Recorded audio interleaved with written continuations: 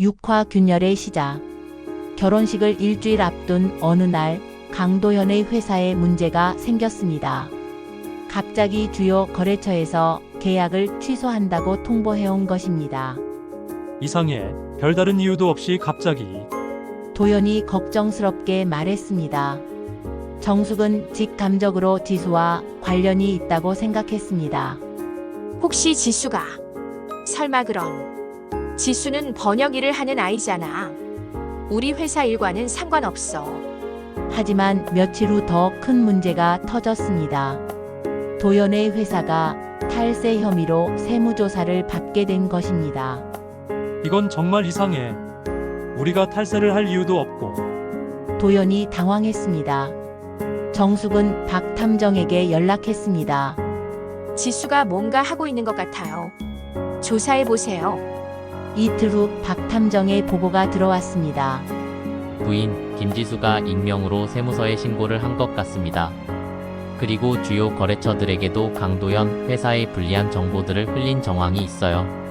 정숙의 예상이 맞았습니다. 역시. 더 놀라운 건 김지수가 번역일 외에도 기업 컨설팅 회사에서 비정규직으로 일하고 있어요. 거기서 얻은 인맥과 정보를 이용한 것 같습니다. 지수는 생각보다 훨씬 치밀하고 영리했습니다. 그날 저녁 가족 식사 자리에서 도연이 회사 상황을 털어놓았습니다. 요즘 회사가 어려워졌어. 갑자기 여러 가지 문제들이 터지면서. 지수가 걱정스러운 표정을 지었습니다. 어머나, 그러면 결혼식은 어떻게 하죠? 괜찮아, 지수야. 그 정도로 우리가 흔들리지 않아. 민혁이 지수의 손을 잡았습니다. 하지만 경제적으로 부담이 되실 텐데. 지수가 말했습니다. 정숙은 지수의 연기를 지켜보며 소름이 돋았습니다. 완벽한 연기였습니다. 그런데 말이에요. 지수가 조심스럽게 말을 이었습니다. 제가 아는 분 중에 기업 컨설팅을 하시는 분이 계세요. 어려운 회사들을 도와주시는 일을 하시는데 소개해 드릴까요? 도연의 눈이 번쩍였습니다. 정말? 그분이 도움이 될까? 한번 만나보세요. 좋은 해결책을 제시해 주실 거예요. 정숙은 이것도 지수의 계획 중 하나라는 것을 직감했습니다. 도연을 더 큰 함정에 빠뜨리려는 것이었습니다. 지수야, 고마워. 정말 다행이다. 민혁이 기뻐했습니다.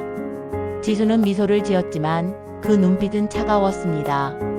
결혼식 3일 전 정숙은 지수와 단둘이 만났습니다. 지수 씨, 그만해요. 당신이 뭘 하고 있는지 다 알고 있어요. 지수는 태연하게 미소를 지었습니다. 무슨 말씀이세요, 어머님? 회사 일도 당신이 한 거죠. 그리고 이제 남편을 더 큰 함정에 빠뜨리려고 하는 것도. 증거가 있으세요? 지수가 당당하게 물었습니다. 정숙은 할 말이 없었습니다. 지수는 너무 영리하게 움직이고 있었습니다. 어머님, 지수가 차가운 미소를 지었습니다. 이제 시작일 뿐이에요. 15년 전 어머님이 우리에게 한 것처럼 저도 차근차근 갚아드릴 거예요. 민혁이는 무슨 죄가 있다고. 민혁 씨요? 지수가 웃었습니다. 민혁 씨는 글쎄요. 처음에는 복수의 도구로만 생각했는데 이상하게 정이 들더라고요. 정숙은 희망을 품었습니다. 그럼 민혁이 때문에라도 이 일을 그만둘 수 있는 거 아니에요? 아니에요. 지수의 대답은 단호했습니다. 민혁 씨에게 정이 든 만큼 어머님이 받을 고통도 더 커질 거예요. 민혁 씨가 고통받는 걸 보는 것도 어머님에게는 큰 형벌이 될 테니까요. 정숙은 지수의 차가운 복수심에 전율했습니다.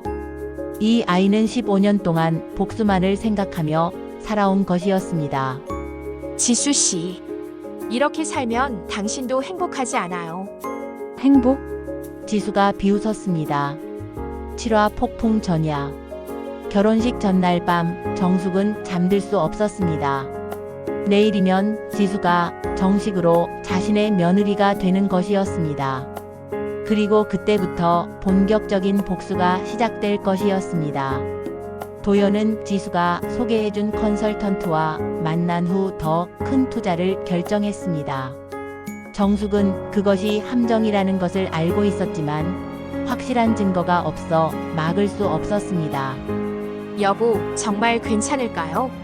너무 큰 돈이 들어가는데. 정숙이 걱정스럽게 말했습니다.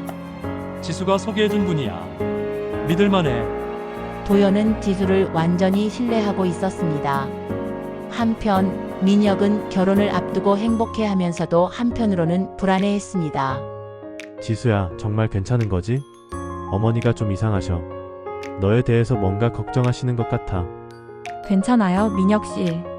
어머님이 저를 아직 잘 모르셔서 그런 거예요. 시간이 지나면 좋아지실 거예요. 지수는 이미 모든 것을 계산하고 있었습니다. 결혼 후 이 가족을 어떻게 파괴할지에 대한 구체적인 계획을 세워 놓았습니다. 결혼식 당일 아침, 정숙은 지수를 마지막으로 설득해 보려 했습니다. 지수 씨, 마지막으로 한 번만 더 생각해 보세요. 정말 이렇게 하는 게 맞나요? 화장을 하고 있던 지수가 거울을 통해 정숙을 바라봤습니다. 어머님, 15년 전에도 저에게 물어보셨어야 했어요. 내 엄마와 내 남편의 일 때문에 네가 고통받는 게 맞나? 라고요. 지수 씨, 하지만 어머님은 그때 16살인 제 마음은 전혀 생각하지 않으셨죠. 이제 와서 제 마음을 걱정하시는 건 좀 늦지 않았나요? 지수는 립스틱을 바르며 말을 이었습니다. 오늘부터 저는 이 가족의 며느리예요. 그리고 며느리로서 이 가족을 위해 최선을 다할 거예요.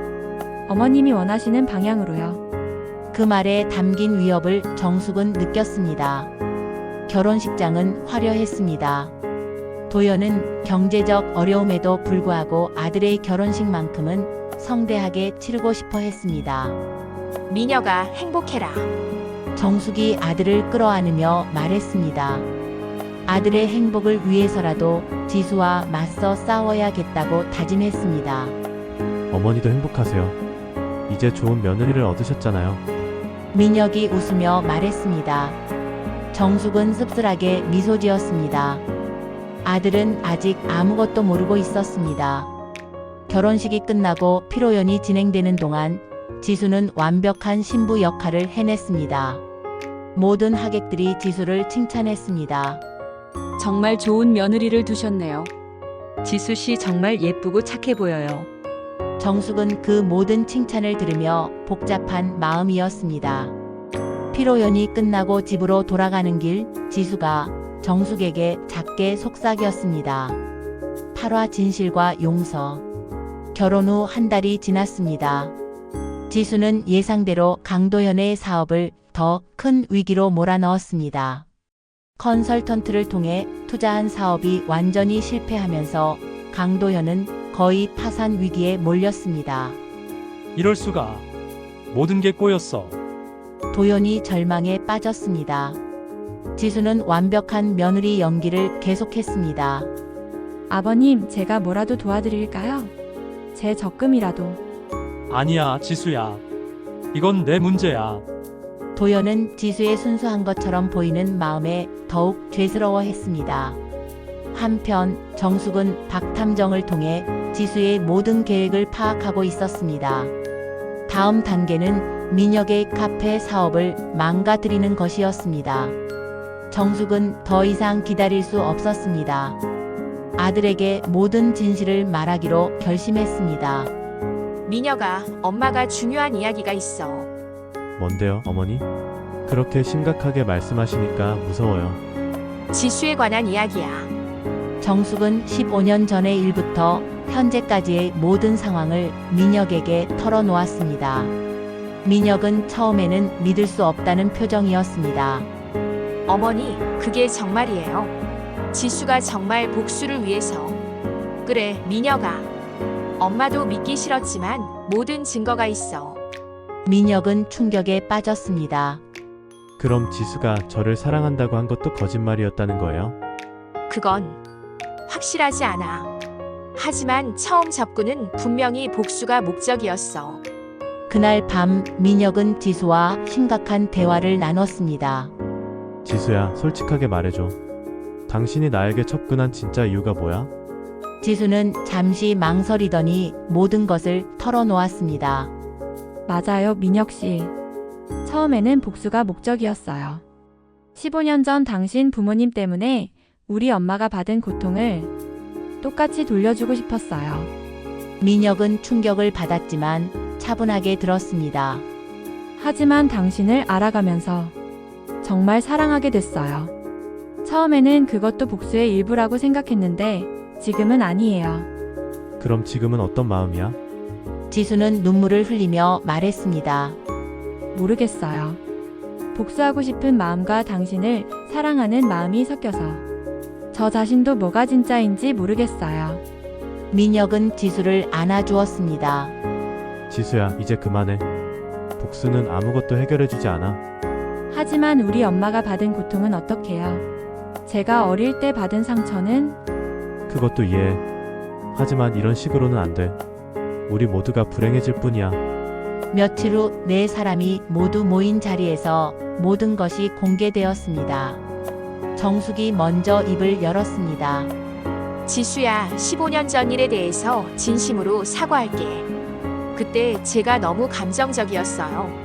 어머님, 당신 어머니도 잘못하셨지만 그렇다고 해서 16살인 당신이 그런 고통을 받아야 할 이유는 없었어요.